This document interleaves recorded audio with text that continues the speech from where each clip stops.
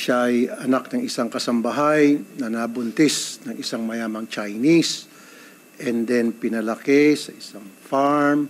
Tapos nag-aral sa bahay, wala siyang kakilala mga kaibigan, and then isang araw, bigla na lang siyang naging mayaman.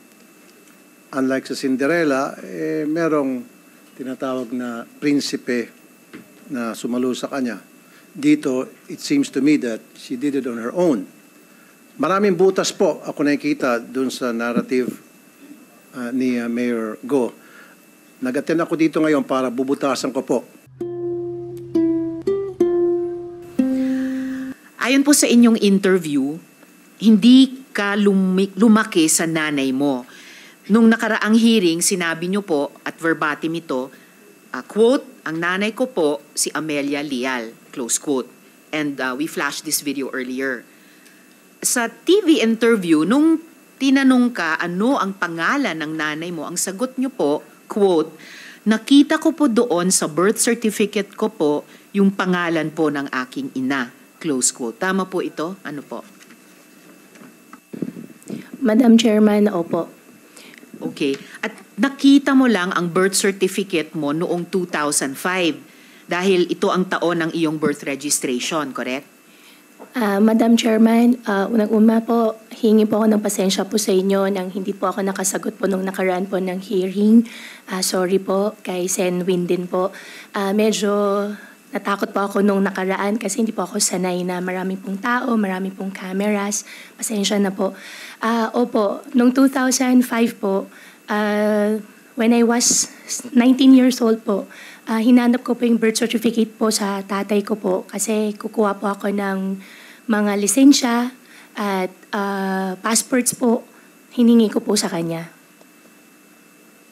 Alright. Sa makatuwid, yung sinasabi mo ay ang pangalan sa birth certificate ay ang iyong birth mother, correct? Yung birth mother na kasambahay na iniwan ka di umano matapos ka iluwal. Madam Chairman, opo. Yung biological mother ko po. Alright, yung biological mother nyo. Mayor Alice, I actually have a copy of your birth certificate at mayroong pangalan dito. Ang pangalan ay Amelia Leal. Ito po ba yung iyong totoong ina? Your Honor, yung ina ko po, hindi ko po siya nakasama po akong lumaki. Kaya kung ano po yung sinabi po sa akin ng tatay ko po, siya po yung biological ko pong mother. So, yung biological mother nyo ba, itong si Amelia Leal na nasa birth certificate nyo? Nakita ko po sa birth certificate ko po, Amelia Leal po, na sinabi po sa akin, kasangbahay po nila nung unang panahon po. Teka po, so si Amelia Leal ay yung kasambahay? Amelia Leal po, siya po yung biological mother ko po, at siya po yung kasambahay po nila tatay ko po. Okay, so yung biological mother nyo ay itong si Amelia Leal na nasa birth certificate nyo at siya yung kasambahay ni na tatay mo dati. Alright.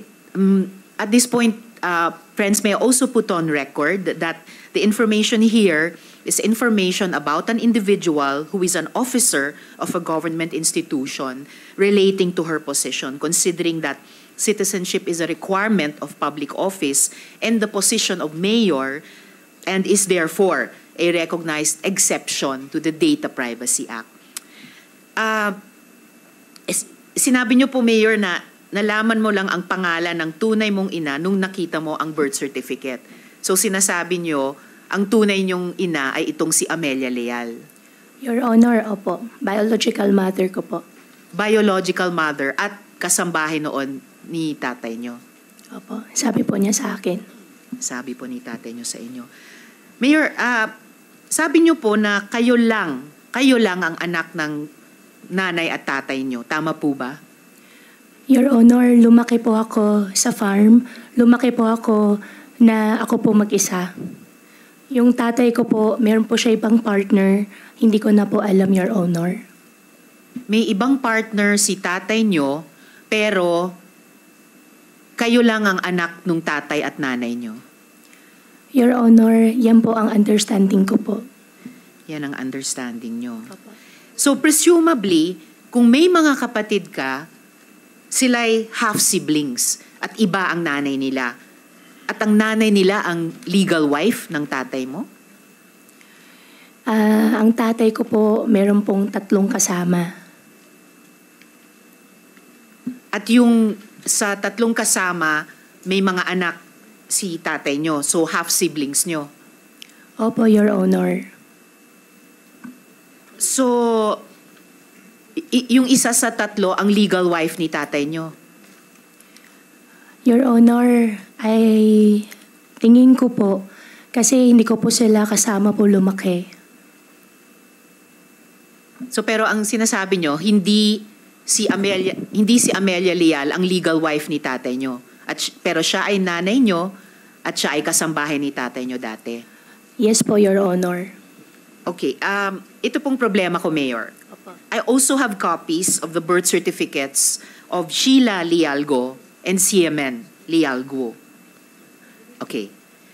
I note that the information contained in these documents is necessary to present in these hearings for the Senate to properly carry out its authority to conduct investigations and ferret out the truth behind these issues we are confronting, thus constituting an exception to the Data Privacy Act. However, out of an abundance of caution, niredact po namin yung ilang portions ng birth certificates ni na Ms. Sheila Guo at Mr. CMN Guo dahil hindi sila public officers.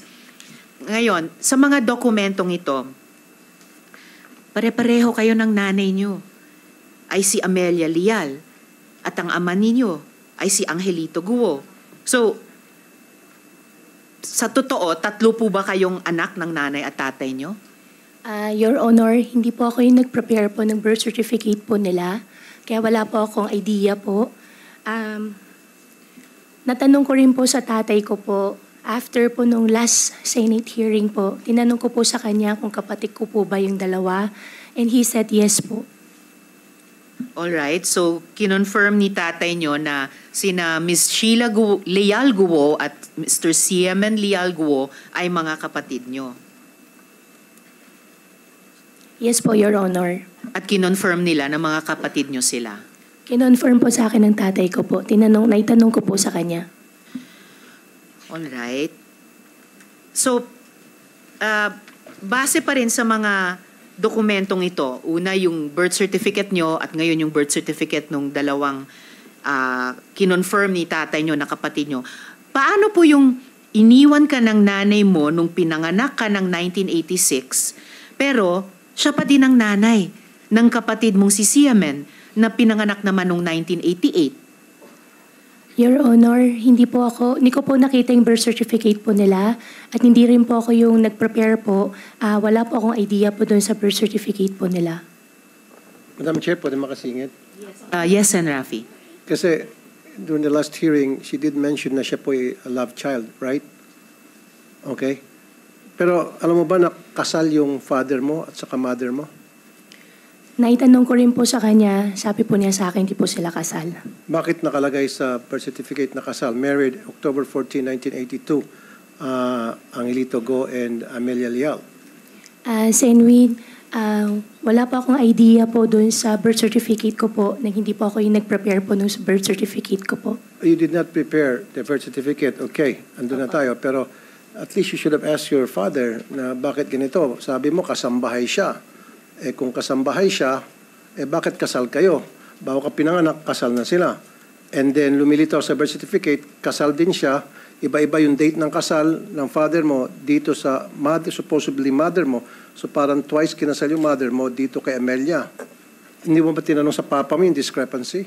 I would have asked it, especially ikaw, mayora ka na. You didn't ask that. Your Honor, hindi po kasi namin pinag-uusapan po sa bahay regarding... I don't think Opo. so. I don't think so. You bilang nasa public service na holding a higher office at LGU, you would have been curious. Di ba? Kasi sabi mo, sooner or later, ito'y mauungkat, ito'y tatanungin sa akin.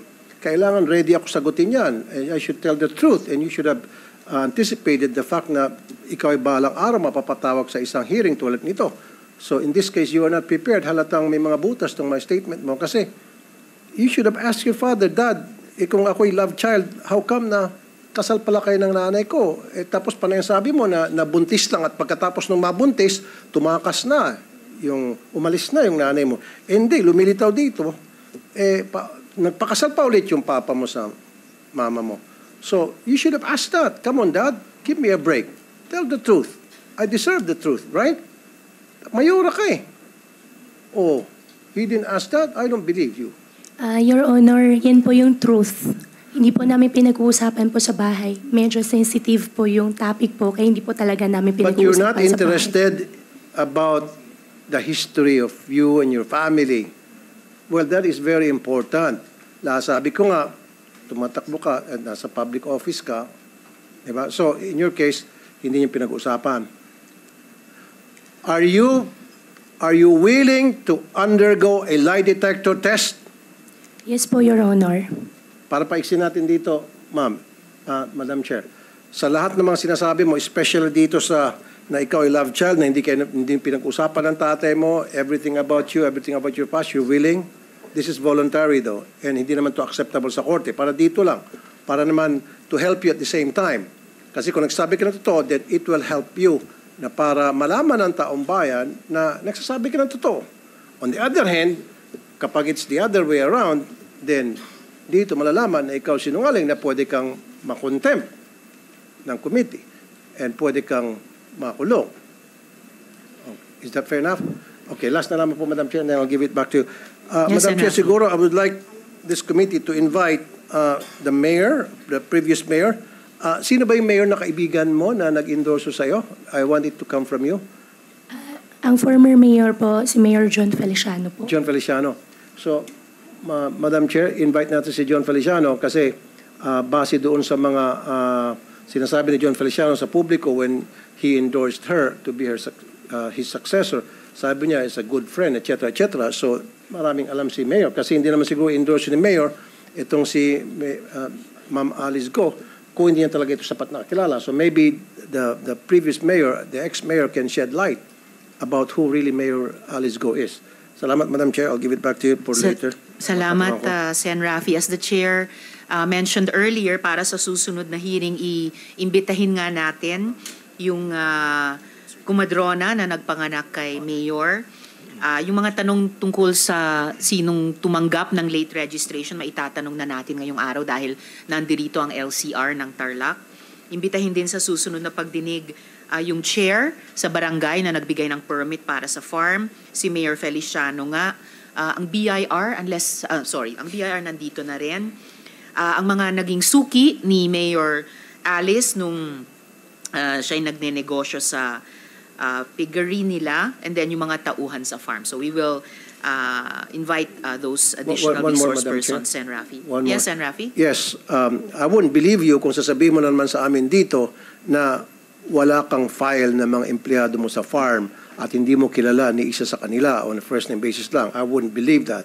Kasi ako, ilan ang tao ko? I have 75 people working, di ba, sa akin, sa public service shows ko and all.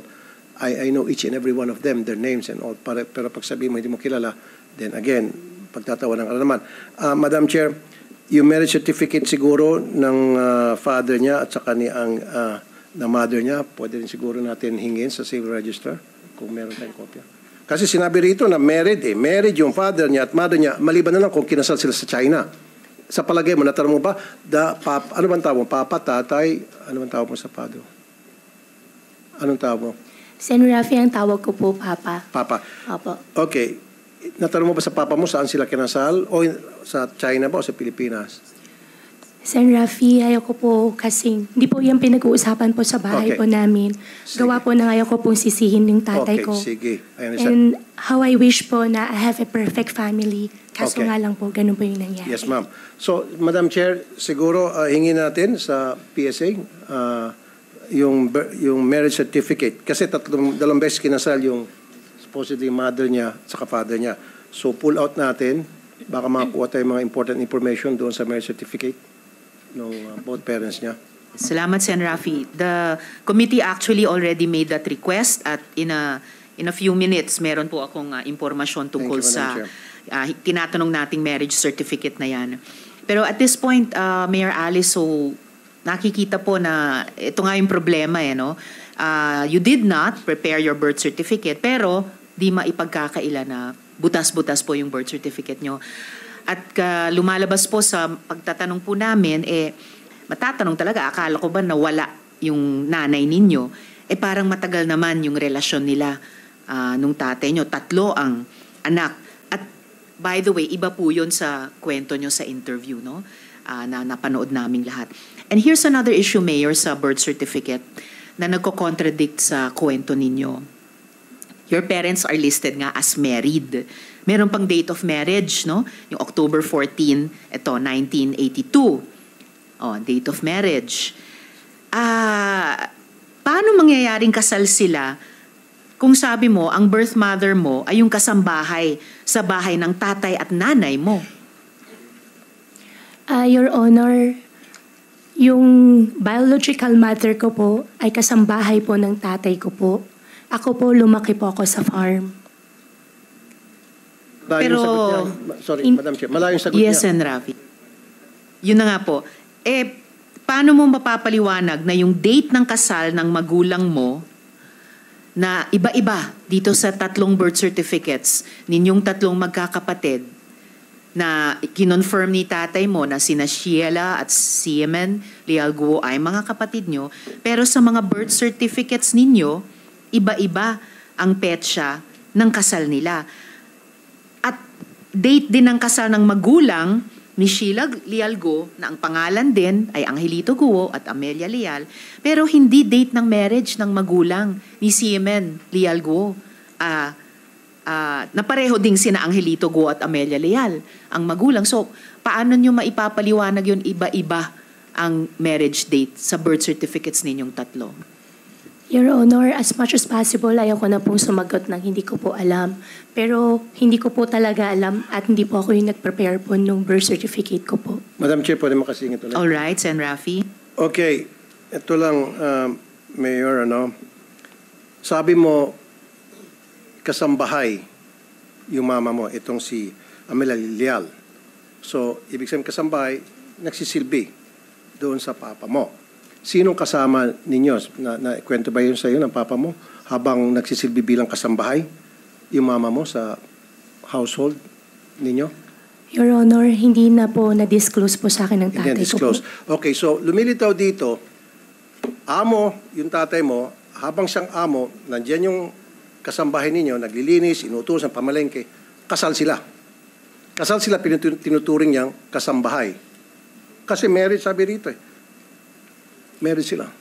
Your Honor, as much as possible pa na ayaw ko pong sumagot po ng hindi ko po alam, pero hindi ko po talaga alam. Pero again, Mayor, siyempre tatanungin mo sa papa mo, kasambahay si mama, papa, pero kasal kayo, paano nangyari?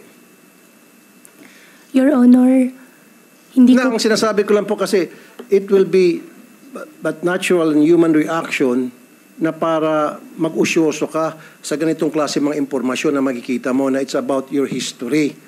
Are you not interested about who you are? Your Honor, mahal Kumbaga, ko po. no, don't use that word, mahal mo sila. Kung mahal mo sila din, dapat sila din mahal ka rin. And then yung both parents mo nagbibigay ng mga information about you, about their lives. Kasi ulit-ulit mo sinasabi sa hearing na ito, kasambahay. So parang fairy tale, pinapalabas po na kawawa ka, na galing ka from humble beginning and nagsikap ka, yumaman ka, etc. Hindi. Don't use that word kasambahay kasi pinagluloko mo lang kami. Madam, nobody will believe you. You keep stating na kasambahay. Paano maging kasambahay yung nanay mo kung sila ay kasal ni papa mo? Maliban na lang kung si papa mo ay nagsisinungaling dito sa birth certificate. And what is the reason why would he lie? Di ba? Bakit magsisinungaling yung papa mo? And then, again, sinabi ko na to for the nth time, and hindi ka interested na si Papa mo nagsisinungaling? Hindi mo lang sinabi na, bakit kaya ito si Papa sinungaling? Bakit kaya si Papa ay magsalita? Siyempre, usyusohin mo yan. Papa, sinasabi mo, kasambahay si Mama. O pero, kasal pala kayo ni Mama. Papa, 2 beses kayo kinasal ni Papa. Ay, Papa, 2 beses kayo kinasal ni Mama. Bakit?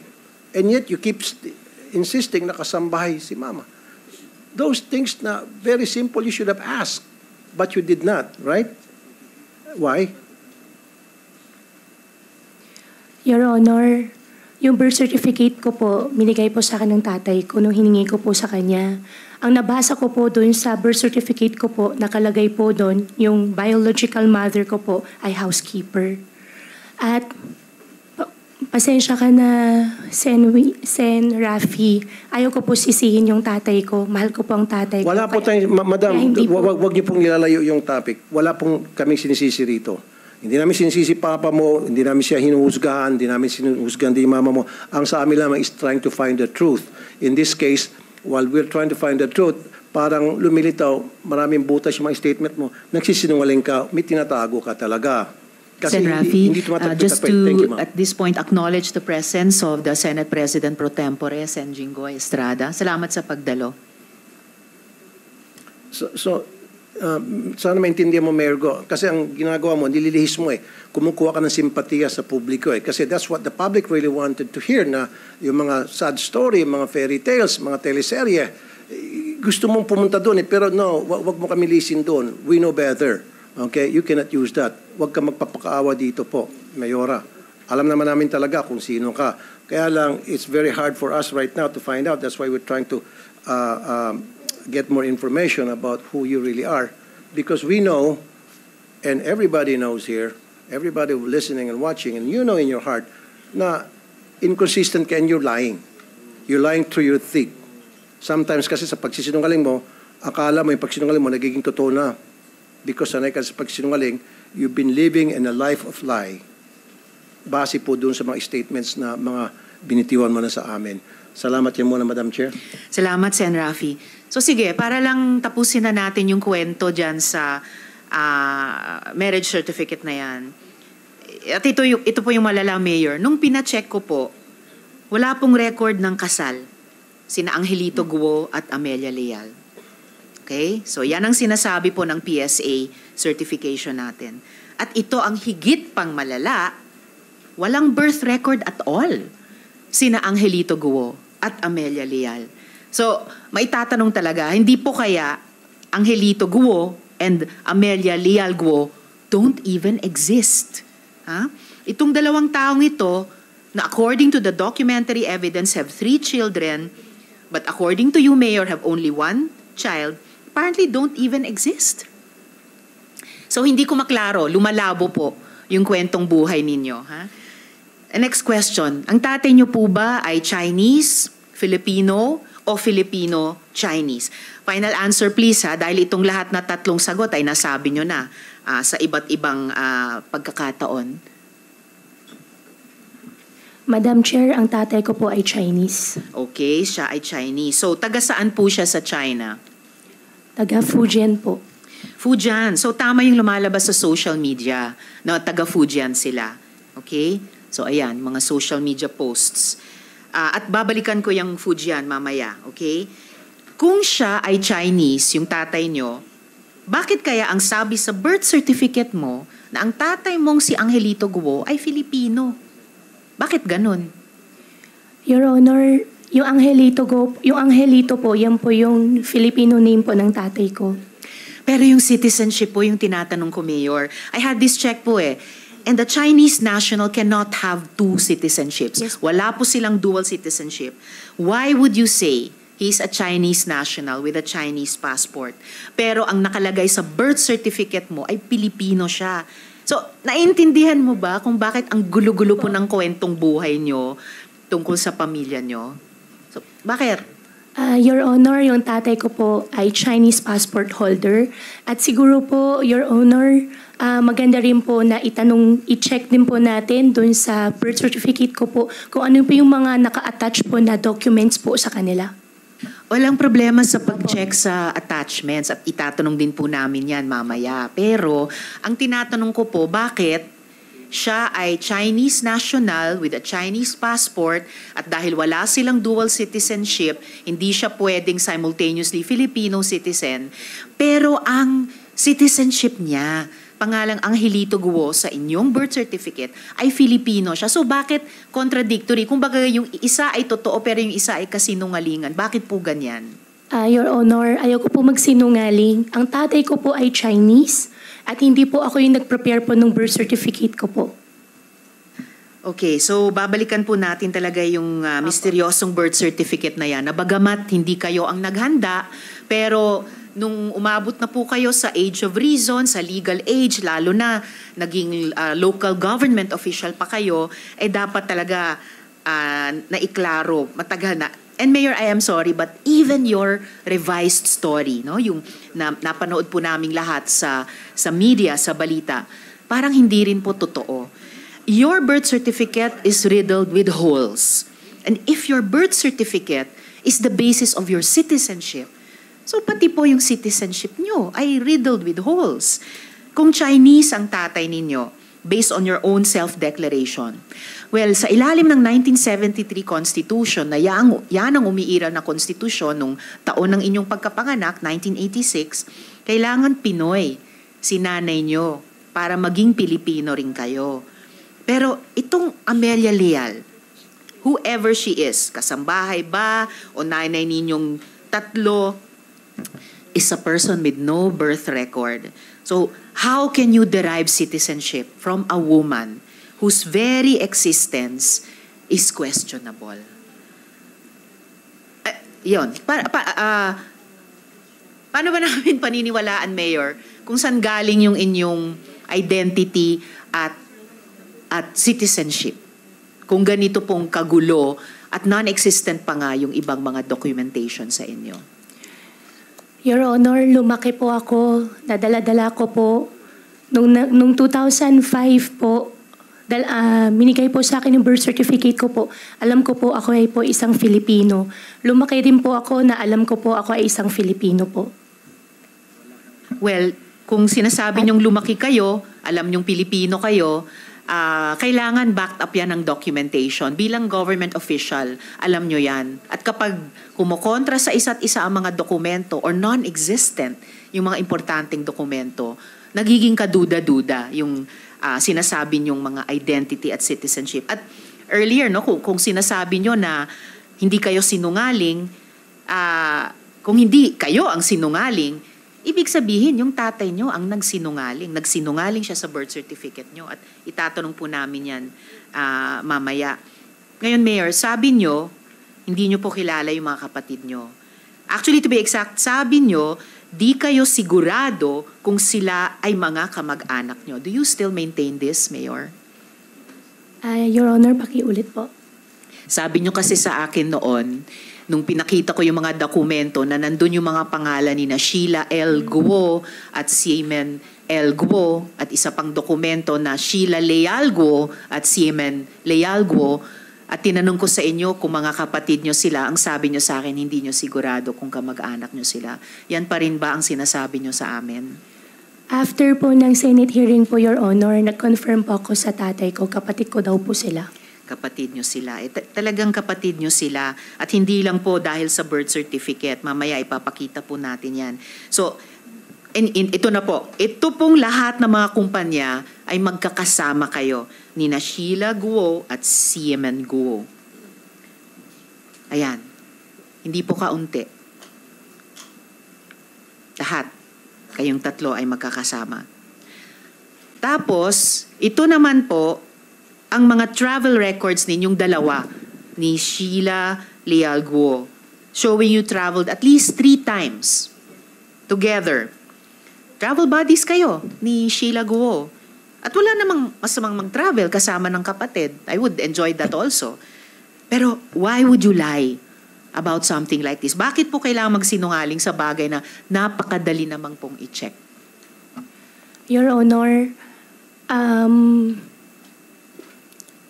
nakaraan po na Senate hearing, Kaya po, lahat na lang po naging sagot ko po is I don't know, hindi ko po alam.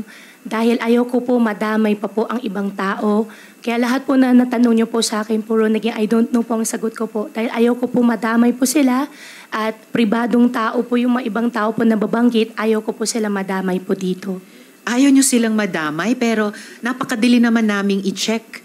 Kasi of public record, itong mga public documents na ito, actually lalo silang nadadamay sa inyong pag-iwas, sumagot, or pagbigay ng sagot na hindi pala totoo, kundi mga kasinungalingan.